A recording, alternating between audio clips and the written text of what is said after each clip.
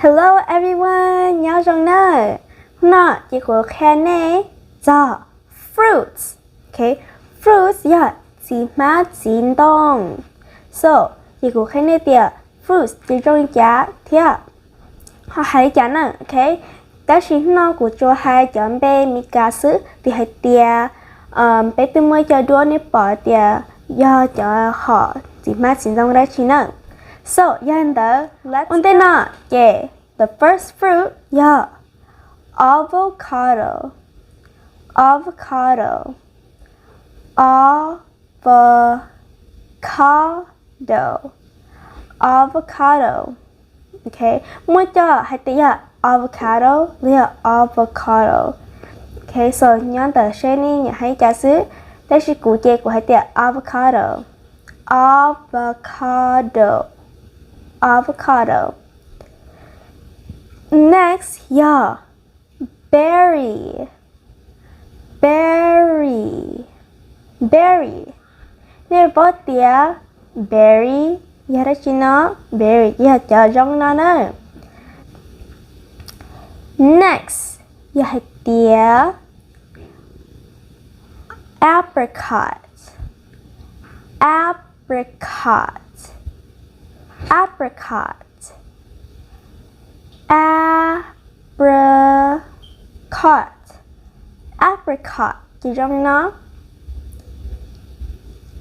Okay, next, yeah, cantaloupe, cantaloupe,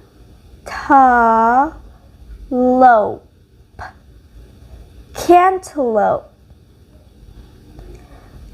Cherry, cherry, cherry, cherry trong nó khẽ khá chỉ trong nè cụ chè giờ chỉ mà chính đông cherry giờ ý giải của nhẹ chán ok cherry. Next yeah, clementine, clementine, clementine, clementine. Coconut, coconut, coconut, coconut. Cranberry, cranberry, cranberry. Custard apple, custard apple, custard apple. Cụ chè quyển chỉ tao xa custard apple thôi là nữa ok. Nhưng nếu bố tia custard apple hơi cái chà chè bác khác thế nào. Next yeah, grapefruit, grapefruit, grapefruit, grapefruit. Jackfruit, jackfruit, jackfruit, jackfruit chè của cô nhẹ nó thế nào thế đi của xài chè hơi cá hẹn. Dragon fruit, dragon fruit, dragon fruit. Honeydew, honeydew, honeydew, honeydew. Guava, guava,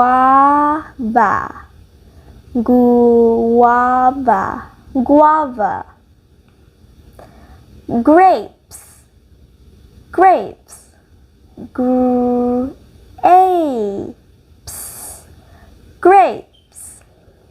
Yeah, đây là sna, ok. Yeah, bây giờ mình chỉ cho chỉ mắt chỉ tông nó. Yeah, that is it. So, trân trọng review cho nó có nè họ cho nó sẽ yên đỡ từ nó bắt cướp mình chỉ này đùa. Bye bye.